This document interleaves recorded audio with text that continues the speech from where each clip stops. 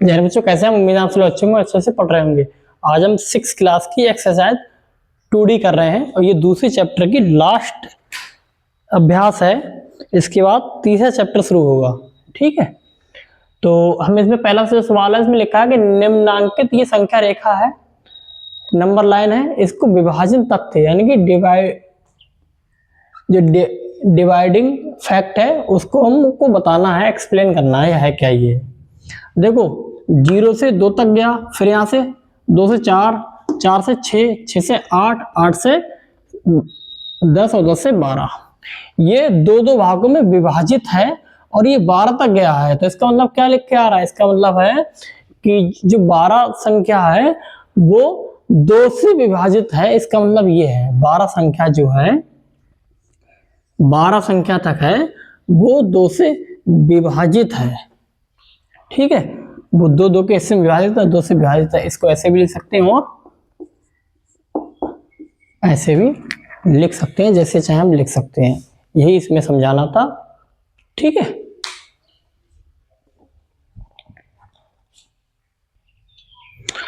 अब देखो ये तो बहुत सिंपल सवाल है, इसमें तो इसका आंसर इसी में लिखा हुआ है, वही पूछ रहे हैं आपसे। कैसे? देखो ये 3 भाग 21 भाग 3 बराबर 7, मतलब 3 से 21 को देखो ऐसे करो, इसका मतलब है 21 को 3 से भाग दे रहे हैं, तो क्या 3 सत्ते 21, तो 7 आ रहा है। तो इसका जो गुणात्मक तथ्य है वो ऐसे लिखा है, जैसे 3 सत्ते 21, तो इसी चीज को लिखा है 3 गुणा 7, 3 सत्ते 21। इसका गुणात्मक तथ्य जैसे यहाँ पर पढ़ा 3 सत्ते 21, यहाँ पर विभाजित किया था, इसी का गुणात्मक तथ्य है। जो हमने भाग किया था उसी से हमने गुणा करके लिख दिया। ऐसे यहाँ पर देखो क्या लिखा, पहला क्या लिखा है, ये 56/8, भाग को बटे में लिख लेते हैं। अब ये क्या लिखा है, 8 सत्तो 56। ठीक है, अब इसी को हम गुणात्मक, इसका तथ्य क्या होगा, गुणात्मक तथ्य, गुणात्मक होता है 8 सत्तो 56, तो 8 गुणा 7 बराबर 56, इसका योग गुणात्मक तथ्य। ऐसे दूसरे वाले का क्या है, 66/11, तो क्या लिखा, 11 छंग 66, तो इसका गुणात्मक तथ्य क्या होगा, गुणात्मक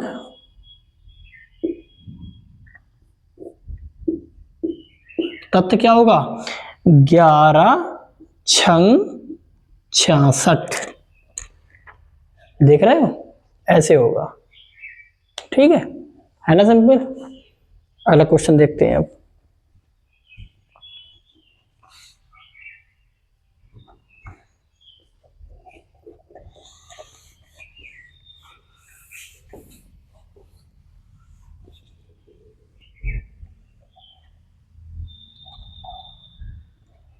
देखिए अगला क्वेश्चन, इसमें लिखा है, तीसरा है 117 को दो संख्याओं में विभाजित, दो संख्याओं के गुणा के रूप में व्यक्त करो। दो संख्याओं के गुणा के रूप में व्यक्त करो जिसकी एक संख्या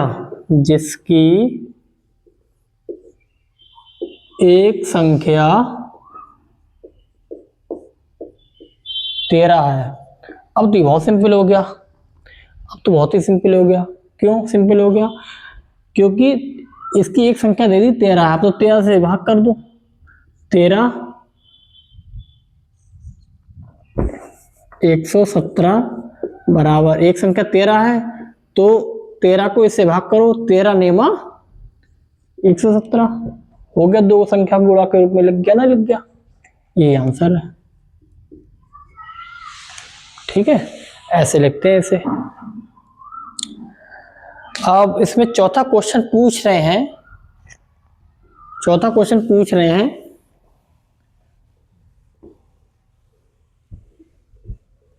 चौथा क्वेश्चन इसमें पूछ रहे हैं कि क्या ऐसी कोई संख्या संभव है जिसको स्वयं से विभाजित करने पर वही संख्या प्राप्त होती है? क्या ऐसी कोई संख्या संभव है जिससे स्वयं से विभाजित करने पर वही संख्या प्राप्त होती है? बिल्कुल असंभव। एक है ऐसी संख्या, एक के अतिरिक्त कोई नहीं है। क्वेश्चन भी लिख लेते हैं। क्या ऐसी, ये दोनों क्वेश्चन लिख लेते हैं, उसके बाद चालू करते हैं, ठीक है। अब देखो इसमें सवाल में लिखा, क्या ऐसी कोई पूर्ण संख्या संभव है जिसको स्वयं से विभाजित करने पर वही संख्या प्राप्त होती है? पहले तो पूर्ण संख्या पता होनी चाहिए आपको। पूर्ण संख्या कौन सी होती है? 0 से अनंत तक की जो संख्या होती है वो पूर्ण संख्या होती है, ठीक है। अब इसमें कोई एक संख्या ऐसी है जिसको स्वयं से विभाजित करने पर वही संख्या प्राप्त हो जाए?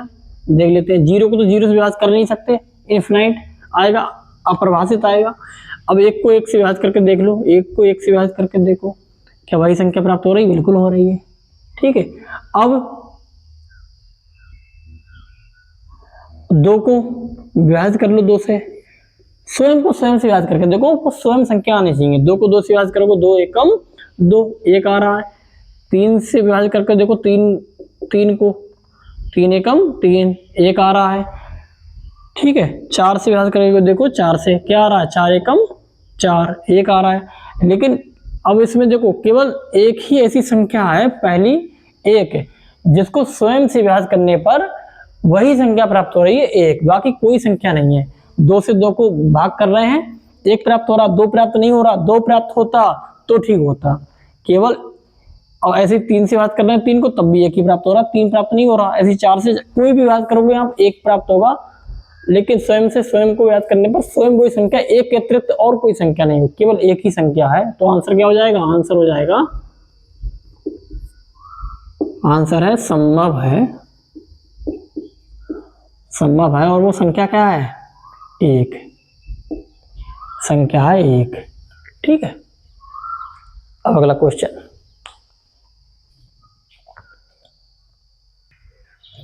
अब देखो ये अगला सवाल है, क्या ऐसी 2 विभिन्न शून्येतर मतलब शून्य के अतिरिक्त पूर्ण संख्याओं के लिए, शून्य से इतर पूर्ण संख्याओं के लिए पहली संख्या को दूसरी संख्या से विभाजित करने पर तथा दूसरी संख्या को पहली संख्या से विभाजित करने पर समान भागफल आता है? करके देखते हैं। मान लो 2 व 3 है, शून्य के अतिरिक्त 2 3 संख्या है। अब 2 से हम 3 को विभाजित कर रहे हैं, 2 को 3 से विभाजित कर रहे हैं, क्या आएगा? 3 जाएगा नहीं, तो पॉइंट लगाया, 0 बढ़ाया, 3 छक 18, फिर 2, 3 छक 0 बढ़ा, 3 छक 18, ऐसे ही पॉइंट के बाद 6 आते रहेंगे, ठीक है। पॉइंट के बाद 6 आते रहेंगे, ठीक है। अब इसको 3 को हम 2 से विभाजित कर रहे हैं, समान भागफल आना चाहिए बस। अब हम पहले तो ये पहली संख्या थी, ये दूसरी संख्या, अब हम दूसरी संख्या को पहली संख्या से भाग कर रहे हैं, ठीक है, ठीक है। 2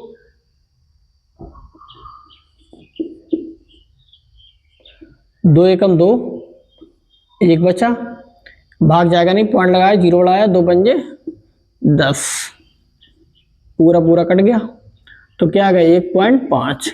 क्या समान भागफल आ रहा है? नहीं आ रहा। एक का और करके देख लेते हैं। और मान लो 4 5 ले लो, कोई सी ले लो, ऐसा नहीं कि क्रमागत कह रहा, कोई सी ले लो, 4 5 ले लो, ठीक है। अब हम 5 को याद करके देख रहे हैं 4 से, ठीक। 4 इसमें कह रहा पहली संख्या को दूसरी संख्या से, तो पहली संख्या 4 है, और इसको 5 से भाग करके देखो, अब करके देख लो, भाग जाएगा नहीं, पॉइंट लगाया, 0 बढ़ाया, 5 अट्ठे 40, पूरे कट के क्या आ गया? 0.8, 8। अब हम दो करके देख रहे हैं, ये तो पहली संख्या थी, अब हम देख रहे हैं 5 को 4 से भाग करके। 5 को 4 से जब भाग करेंगे तो 4 एकम 4, 1 बचा, पॉइंट लगाया, 0 लगाया, 4 दूनी 8, 2 बचा, फिर 0, 4 पंजे 20, कितना आ गया 1.25। ठीक है, 1.25।